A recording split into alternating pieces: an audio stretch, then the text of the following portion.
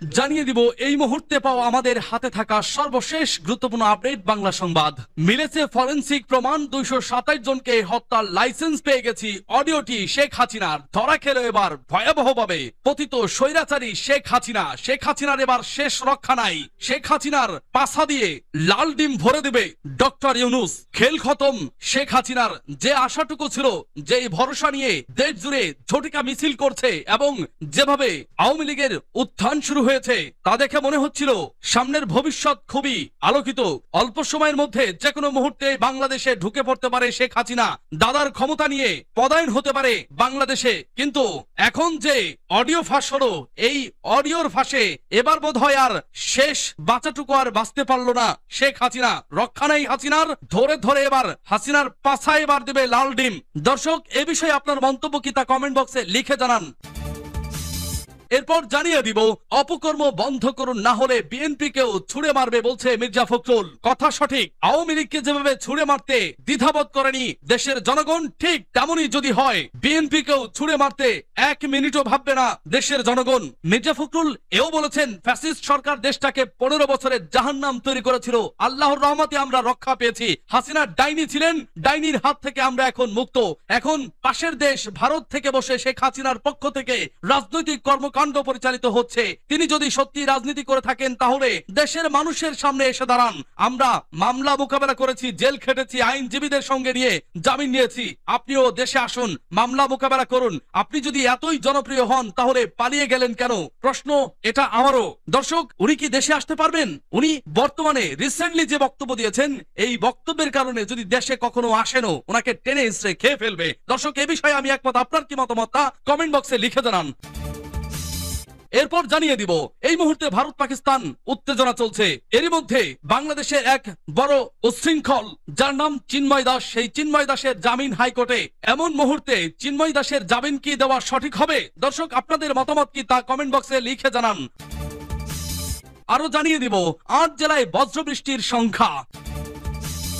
সর্বশেষ থাকছে 14 পুলিশ সুপারের বদলি। শুনছিলেন সংবাদ শিরোনাম, এখন বিস্তারিত। তবে তার আগে অনুরোধ থাকবে ভিডিওটিতে একটি লাইক এবং কমেন্টস করে জানিয়ে দিন আজকের এই ভিডিও সম্পর্কে আপনার মূল্যবান মতামত।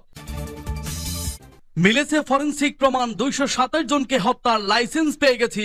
অডিও শেখ হাসিনার। 227 জনকে হত্যার লাইসেন্স পেয়ে গেছি এমন একটি অডিও বক্তব্যের ফরেনসিক বিশ্লেষণে এটি সাবেক প্রধানমন্ত্রী শেখ হাসিনার কণ্ঠ বলে প্রমাণ পেয়েছে আন্তর্জাতিক অপরাধ ট্রাইব্যুনালের তদন্ত সংস্থা।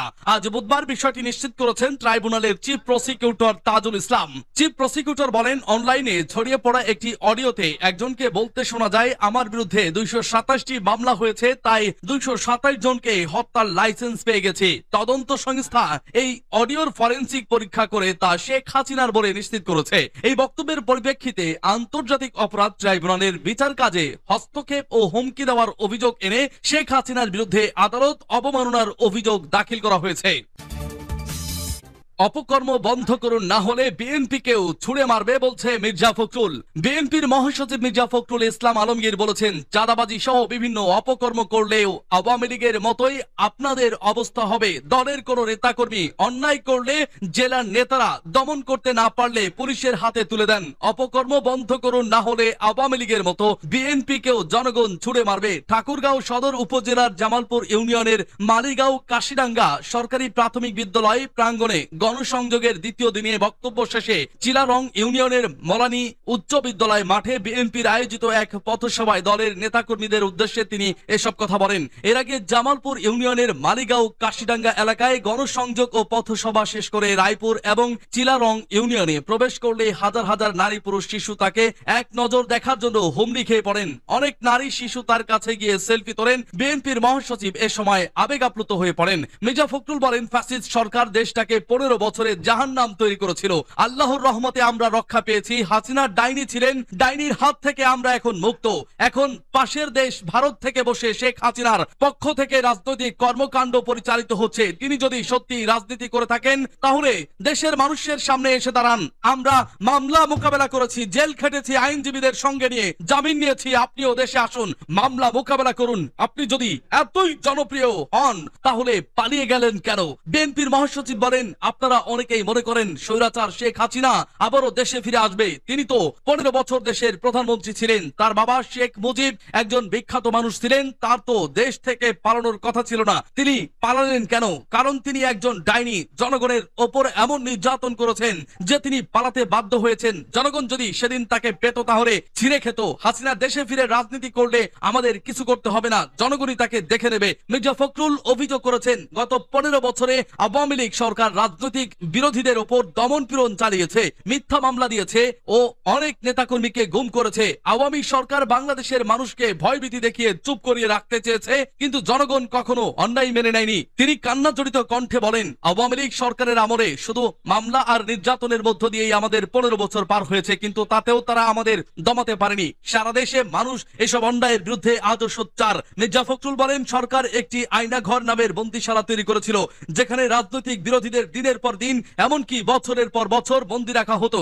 জাতিসংঘের এক পর্যবেক্ষণে উঠে এসেছে এই ধরনের গুমের সংখ্যা প্রায় 1700। আমাদের দলের অনেক নেতা সেই নিখোঁজ ব্যক্তিদের মধ্যে ছিলেন। চিন্ময় দাসের জামিন হাইকোর্টে।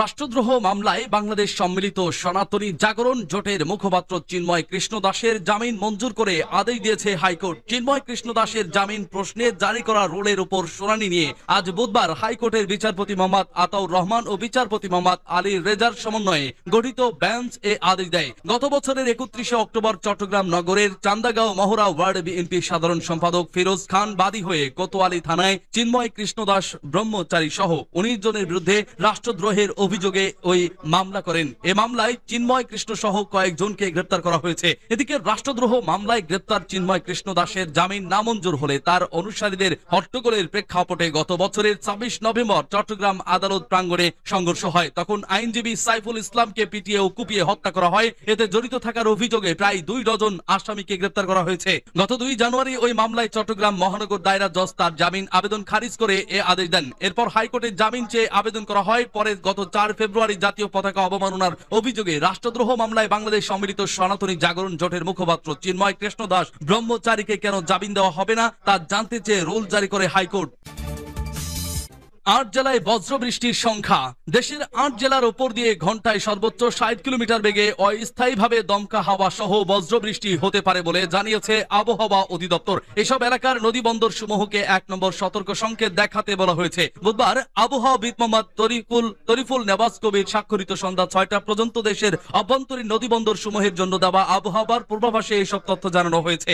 এতে আরো বলা হয়েছে, যশোর, খুলনা, বরিশাল, পটুয়াখালী, নোয়াখালী, কুমিল্লা, কক্সবাজার এবং চট্টগ্রাম অঞ্চল সমূহের উপর দিয়ে পশ্চিম অথবা উত্তর পশ্চিম দিক থেকে ঘন্টায় 45 থেকে 60 কিলোমিটার বেগে বৃষ্টি অথবা বজ্রবৃষ্টি সহ অস্থায়ীভাবে জড়ো হাওয়া বয়ে যেতে পারে। এসব এলাকার নদী বন্দর সমূহকে 1 নম্বর সতর্ক সংকেত দেখাতে বলা হয়েছে। এদিকে বুধবার আবহাওয়াবিদ মোহাম্মদ তরিফুল নেওয়াজ কবির স্বাক্ষরিত 120 ঘন্টার পূর্বাভাসে বলা হয়েছে, চলতি সপ্তাহে আগামী 5 দিনে সারা দেশে অস্থায়ীভাবে দমকা হাওয়া সহ বজ্রবৃষ্টি হতে পারে। বুধবার খুলনা, বরিশাল, চট্টগ্রাম ও সিলেট বিভাগের কিছু কিছু জায়গায় এবং রংপুর, রাজশাহী, ঢাকা ও ময়মনসিংহ বিভাগের 2-1 জায়গায় অস্থায়ীভাবে দমকা হাওয়া সহ বজ্রবৃষ্টি হতে পারে। সে সঙ্গে সারা দেশে দিন এবং রাতের তাপমাত্রা সামান্য বৃদ্ধি পেতে পারে।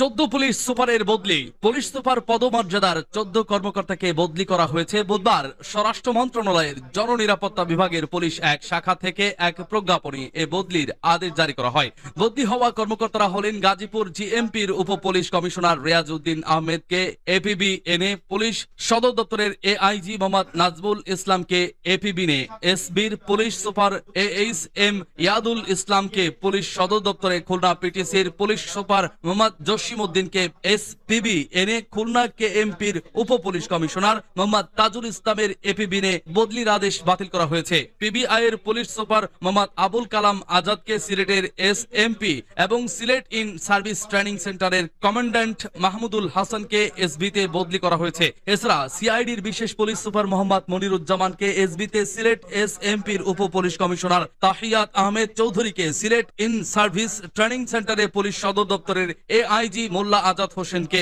ডিএমপিতে, পুলিশ সদর দপ্তরের এআইজি ইনামুল হক সাগরকে ঢাকা আর এর Bandarban in service training centre commandant Tanvir আহমেদকে পুলিশ সদর দপ্তরের এআইজি বরিশাল, বিএমপির উপ পুলিশ কমিশনার মোহাম্মদ আবু বকর সিদ্দিককে চট্টগ্রাম সিএমপিতে এবং সিআইডির মোহাম্মদ মামুনার রশিদকে পুলিশ সদর দপ্তরের এআইজি হিসেবে বদলি করা হয়েছে।